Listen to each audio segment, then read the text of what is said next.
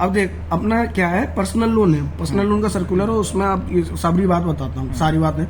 उसमें interest type होता है, 2 तरीके की इंटरेस्ट होते हैं, फिक्स्ड और फ्लोटिंग, ठीक है ना। अब इंटरेस्ट की कैलकुलेशन कैसे होती है, कैलकुलेशन ऐसे होती है डेली बेसिस पे कैलकुलेशन होगी, समझ गया ना।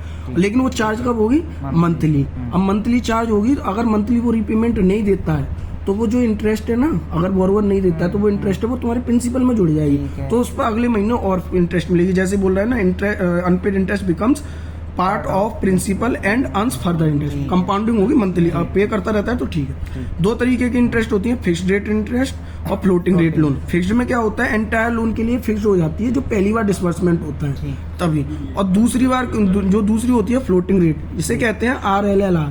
इसकी फुल फॉर्म क्या होती है, रेपो लैंडिंग लिंक्ड रेट। ये जब भी टर्म यूज होगी तब सिर्फ एक ही बात यूज होगी, फ्लोटिंग रेट, ठीक है। अब ये फ्लोटिंग रेट PNB की RLLR क्या है, वो 2 चीजों से बनती है, रेपो रेट और मार्कअप प्लस BSP, इसे स्प्रेड भी बोलते हैं जो भी। अब रेपो रेट जब भी चेंज होती है ना, ये जो PNB की जो रेट है, जो RLLR है, वो तुरंत अगले दिन ही चेंज हो जाती है। लेकिन जो मार्कअप प्लस BSP है वो हमें अगर चेंज होगा तो वो 3 साल में एक बार चेंज होगा, ये होता है। अब तुम आगे आ जाओ, सेकंड पेज देखो। अब तुम ये देखो, अब ये अपना स्विच ओवर्स। अब स्विच ओवर्स क्या चीज होती है, अब इसे समझो। स्विच ओवर्स होता है फिक्स्ड को फ्लोटिंग से चेंज में करना या फ्लोटिंग को फिक्स्ड से, दोनों चीज में टर्म एक्सचेंज हो सकता है फिक्स्ड और फ्लोटिंग में, ठीक है। ये उसी लोन पे होगा जो EMI में चल रहे होंगे, ये और हाँ इनकी ये चीज और समझ, ये EMI only once during entire loan period. अब इस पर चार्ज क्या लगता है, ये समझो, 0.5% ऑफ आउटस्टैंडिंग लोन और 10,000, इन दोनों में से जो भी लोअर होगा, जो भी कम होगा, प्लस GST।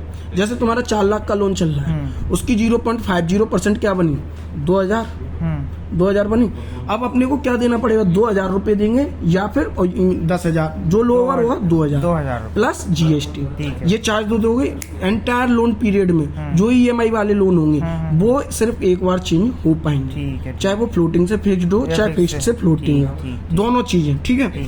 आगे बढ़ो, change in repo rate, change in RLLR only in floating, ठीक है ना, ठीक है। Whenever RBI changes the repo rate, your loan interest जो RLLR है, that is floating, will also change, which affects your EMI loan tenure both। अब सुनो, जब भी तुम्हारी रेपो, इसका मतलब पूरा बता दूं, जब भी तुम्हारी रेपो रेट चेंज होगी जो, तो उससे RLLR चेंज होगी, RLLR चेंज होगी तो तुम्हारी EMI पे इफेक्ट पड़ेगा, या तुम्हारी इंटरेस्ट रेट पे फर्क पड़ेगा, या टेन्योर पे फर्क पड़ेगा। अब कैसे पड़ेगा, जैसे ये रेपो रेट ऊपर गई तो तुम्हारी EMI ज्यादा हो सकती है, लेकिन तुम्हें उतनी ही EMI में रखना है तो तुम्हारे क्या कर सकते हो, नोटिस दे सकते हो, तो उसको टेन्योर बढ़ जाएगा तुम्हारा। ये सारी चीजें चेंज होती हैं। अब देखो आगे बोल रहा है, if borrower don't respond to this change the bank will take step and change whatever suits.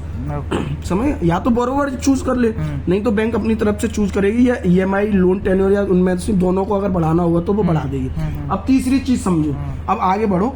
एक टर्म आती है नेगेटिव अमोर्टाइजेशन केस। ये क्या है, जब भी तुम्हारी इंटरेस्ट होगी वो पर मंथ, इंटरेस्ट जो पर मंथ है, अगर वो तुम्हारी EMI से ज्यादा हो गई, जो इंटरेस्ट है, इंटरेस्ट पर मंथ है, अगर वो EMI अमाउंट से ज्यादा आ रही है, इसका मतलब है EMI तो मतलब प्रिंसिपल बोल रहे हैं। नहीं, EMI मतलब EMI जो मंथली इक्वेटेड मंथली इंस्टॉलमेंट जो होगी, उससे ज्यादा अगर इंटरेस्ट हो रही है, कब होगी, जब तुम प्रॉपर पेमेंट नहीं कर रहे हो। बोला ना कंपाउंडिंग है, तो इंटरेस्ट बढ़ रही है, EMI का लोन अमाउंट कम हो गया, तो क्या होगा, at this moment bank will inform the borrower by SMS email और PNB 1 है। अब कैसे करेगी, 7 दिन के इंटरवल पे SMS और ईमेल से 3 टाइम करेगी, हर 7 दिन के इंटरवल पे, ठीक है ना। 7 दिन में मतलब 3 बार करेगी, 7 दिन में 3 बार करेगी। और PNB 1 ऐप पे 21 दिन का नोटिफिकेशन पीरियड चलाती रहेगी, सही है, ठीक है ना। और ये तीनों चीज भी हो सकती हैं साथ में। ये तभी होंगी जब तुम्हारे अकाउंट में SMS और ईमेल रजिस्टर्ड होंगे, ठीक है ना। अब आगे बढ़ो, क्या कह रहा है, if still no response then bank will take action like EMI tenure और बोथ। तब बैंक आएगा।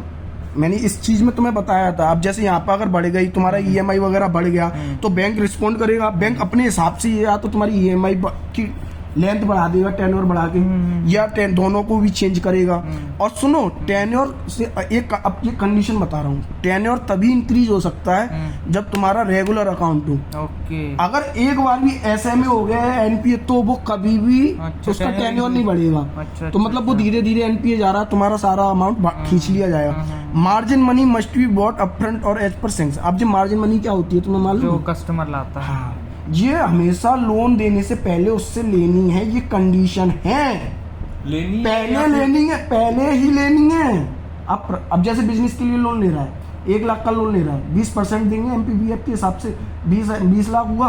अब उससे 20 लाख हम देंगे, समझो जो भी अमाउंट देंगे 20 लाख उससे लेंगे पहले, जो 80 लाख देंगे हम उसे बाद में देंगे। मतलब उनसे डायरेक्ट कैश लेंगे? हाँ, फिजिकल लेंगे। मेरे को लगा 20। अब सुनो, अब आगे बताऊं। अब क्या है, फीस एंड अदर चार्जेस, क्या की फीस लगती है। एक क्वेश्चन था, हाँ बोलो। पूछूं बाद में पूछूं। जैसे वो 20। अब तुम्हें बताते हैं fees and other charges. Fees and other charge क्या क्या लगते हैं बिफोर लोन इन डिसबर्समेंट। अगर लोन से डिसबर्समेंट पहले क्या क्या चार्जेस लगते हैं? प्रोसेसिंग फीस, अपफ्रंट फीस, जो प्रोसेस कर रहे हैं वो लेंगे, ये नॉन रिफंडेबल होती है, अगर वो लोन ले या ना ले ये फीस हम उससे लेंगे। डॉक्यूमेंटेशन चार्ज लेते हैं, इंस्पेक्शन चार्ज लेते हैं। इवेंट बेस्ड फीस लगती हैं कुछ, वो क्या होती हैं, जैसे कि लीगल ओपिनियन लिया हमने किसी से, प्रॉपर्टी वैल्यूएशन, ये सब का वो किस पे लगेंगी? ये हमेशा बोरोवर पे लगती हैं ये सारी चार्जेस। चेक वगैरह, नेक वगैरह का, सिविल निकालने का, सही पर रजिस्ट्रेशन करने का, ये सारे चार्जेस हम बोरोवर से लेते हैं। पीनल चार्जेस के बारे में आप बात बताऊं तुम्हें, पीनल चार्जेस भी तुम्हें बहुत अच्छा टॉपिक लगेगा। पीनल चार्जेस की डेफिनेशन सुनो। हाँ, डेफिनेशन क्या है? Penalty for non compliance of material terms and condition of the loan. Material terms and conditions of the loan, ये मेन चीज है। मतलब क्या है, जो भी लोन की टर्म्स एंड कंडीशन है उनको अगर नॉन कंप्लायंस करता है, अगर उन पर प्रॉपर नहीं आता है, तो उस पर पेनल्टी लगाई जाएगी। उसी को क्या कहते हैं हम? Penal charges. समझ में आई ना? अब ये क्या होते हैं पीनल चार्जेस, कब कब अप्लाई होते हैं? पहला, डिफॉल्ट इन रीपेमेंट। दूसरा, इरेगुलरिटीज इन ओडी अकाउंट, जैसे कि ओडी अकाउंट में एक्सीड्स कर लेना, ठीक है, वो अगर it must regularize within 7 days। अगर रेगुलराइज कर लिया तो कोई चार्जेस नहीं ओडी अकाउंट में। अब सुनो, penal charges from first date of default. ये जो पीनल चार्जेस है फर्स्ट डेट ऑफ डिफॉल्ट। अब तीसरा जो पीनल चार्जेस है, non submission of documents for review या रिन्यूअल, ठीक है। अगर डॉक्यूमेंट्स उसने रिव्यू नहीं किए, रिन्यूअल के लिए नहीं दिए, तो उस पर पीनल चार्जेस लगेंगे। नॉन क्रिएशन या परफेक्शन ऑफ सिक्योरिटी, जो सिक्योरिटी उसने दी है वो परफेक्ट नहीं है, ना क्रिएट नहीं की है सही से, ठीक है, उसके लिए charge. Non compliance of sanction terms, जो भी लॉज बताएं उसको, उनको अगर कंप्लायंस नहीं करता है तो, ठीक है। अब पीनल चार्जेस की रेट क्या क्या है?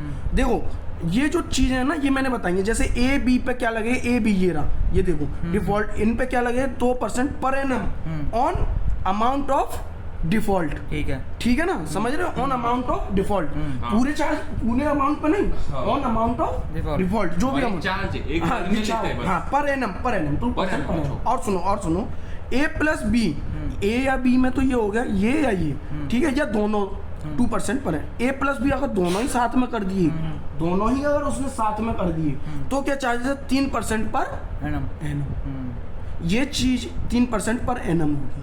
समझ में आ रही है? C2E, जो ये वाले हैं C2E, इन पे क्या चार्जेस लगता है? 2% per annum on total outstanding, ठीक है। ये टोटल आउटस्टैंडिंग C2E, ये चीज ध्यान से देख लो। ए और बी वाली तो ये चीजें हैं, समझ में आ रही हैं? ये C2E वाली है जो 3% लगती है, इन पे 3% कभी नहीं आएगा, इन पे आएगा सिर्फ 2%, समझ गए? अब या फिर 4%। अब सुनो, कॉम्बो हो जाए ए प्लस बी, ये भी हो गया, CDE, ए प्लस बी में ए प्लस बी ये भी आ गया, ये सभी कॉम्बो हो जाए पूरा हो गया, तो 4% पर एनम। 2% ईच कैप रहता है, लेकिन जो कैप है वो 4% पर एनम। समझ में आ रही है ना ये वाली चीज? ठीक है। अब इसमें एग्जाम्प्ट क्या करते हैं? पीनल चार्जेस को एग्जाम्प्ट कौन कौन सी चीजों पे एग्जाम्प्ट करती हैं? अगर जो एडवांस है वो 25,000 तक का, ये तो इसमें कोई एडवांसेस अगेंस्ट डिपॉजिट, जो एडवांस हमने किस डिपॉजिट पे दिए हैं, या LIC पॉलिसीज पर दिए हैं, गोल्ड पर दिया है, गवर्नमेंट सिक्योरिटीज हैं, उन पर कोई एडवांसेस पे हम पीनल चार्जेस अप्लाई नहीं करते। ठीक है, पैसे ले लेंगे उनसे विद इन सिक्योरिटी वैल्यू, अगर ये सिक्योरिटी वैल्यू के अंतर्गत है तो। ठीक। अगर सिक्योरिटी वैल्यू से ही बाहर हो गई ये सारी चीजें तो फिर हम पीनल चार्जेस लेंगे, ये चीज भी समझ लो। ठीक है, ओके। ये कंफ्यूजन हो जाती है हाँ। ऑफिसर्स को, कभी कभी ये बात भी समझो। अब देखो कंडीशन क्या है, अगर नो रीपेमेंट ऑफ EMI या इंटरेस्ट तो उसको क्या माना जाएगा, डिफॉल्ट। ठीक। समझ रहे हाँ। हो, ये क्या अफेक्ट करेगा हमारा सिविल या CIC score.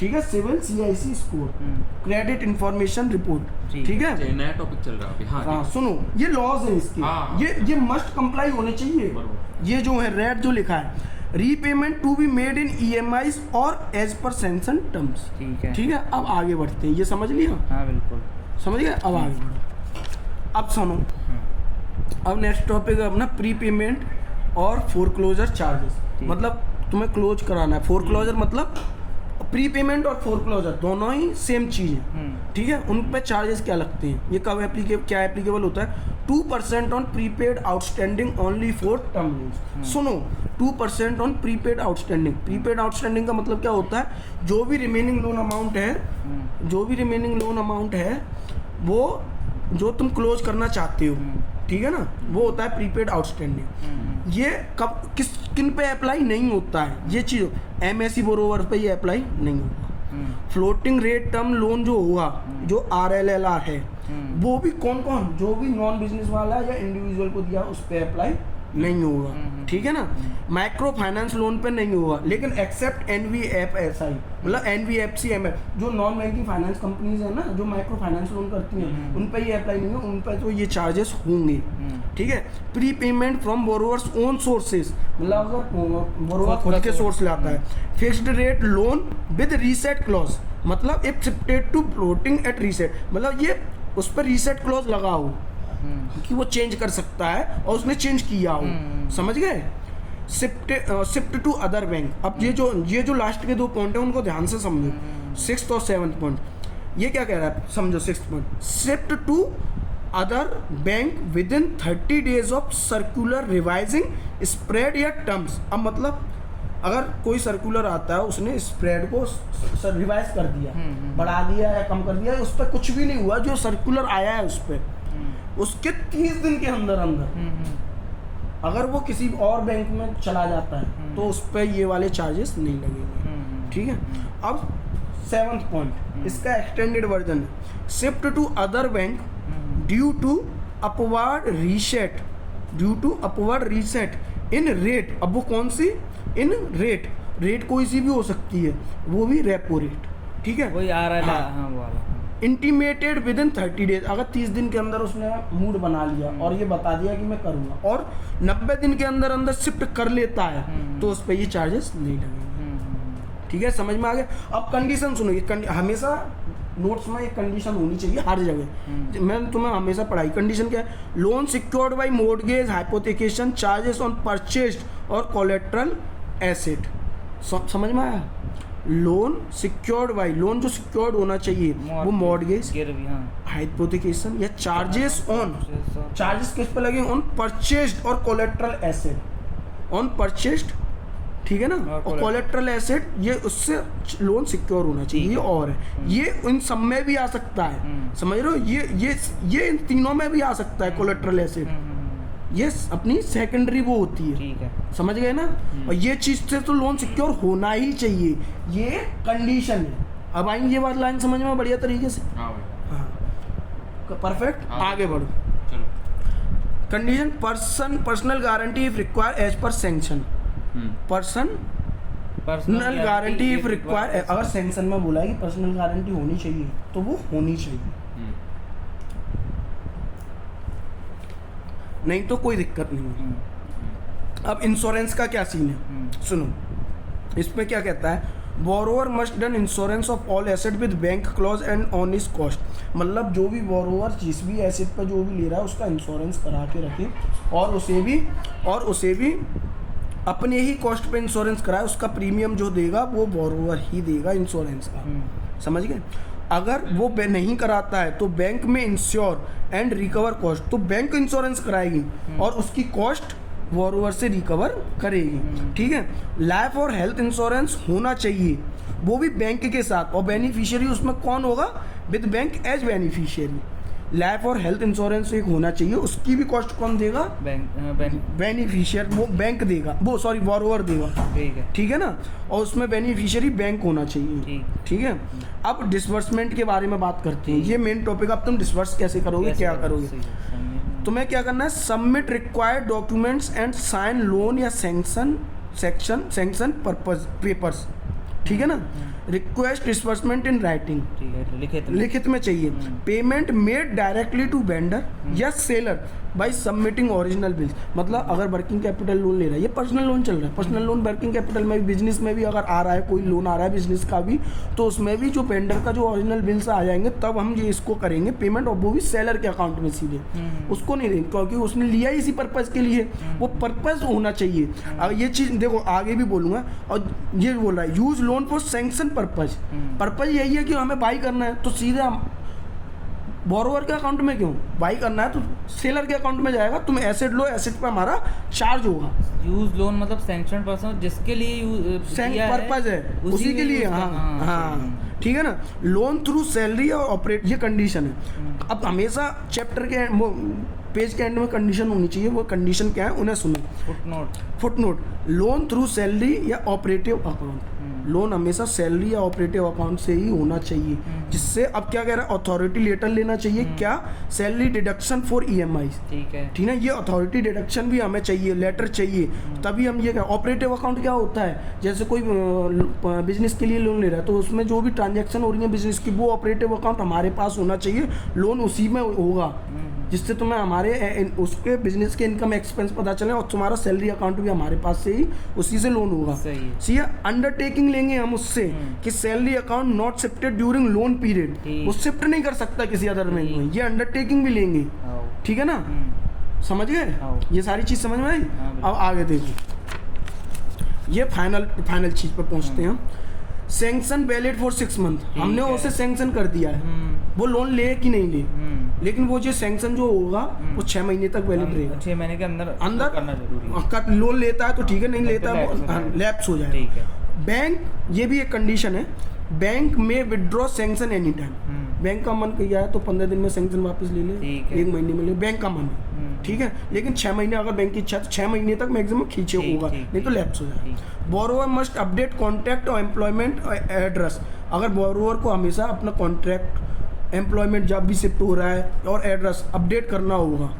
Dishonour of ECS, NACH या SI लीगल एक्शन लिया जाएगा। जैसे ECH, NACH मतलब जो भी NACH वगैरह जो ऑटो डेबिट हो रहा है वो नहीं किया तो लीगल एक्शन किसके अकॉर्डिंग ले सकते हैं हम, negotiable and instrument act section 138 and 142, ये उसमें भी यूज होता है। जब चेक कैंसिल होता है ना तो उसके इसी के तहत हम एक्शन लेते हैं। अच्छा। इसी अकाउंट, इसी लॉ के तहत negotiable and instrument act section कौन से होते हैं उसमें 138 to 142। ठीक है ना, ये क्या उसके लिए डिसऑनर है। हाँ, डिसऑनर वगैरह हो जाते हैं। NACH क्या होता है, जैसे ऑटो डिविएट वगैरह जो भी कुछ चीजें हैं ना वो सारी है। अब रेगुलर पेमेंट होता रहेगा तो बोरोवर की ड्यूटी है, हम कोई रिमाइंडर नहीं दिलाएंगे, ये डिसबर्समेंट के टाइम पे ही बता देते हैं हम कि इतने तारीख को करना है। ये रेगुलर पेमेंट बोरोवर को ही करना है, बोरोवर की जिम्मेदारी है, हम इसमें कोई रिमाइंडर नहीं देंगे। मतलब बोरोवर को अपने आप में ध्यान रखना है। ठीक है ना, that's all now, goodbye, very good.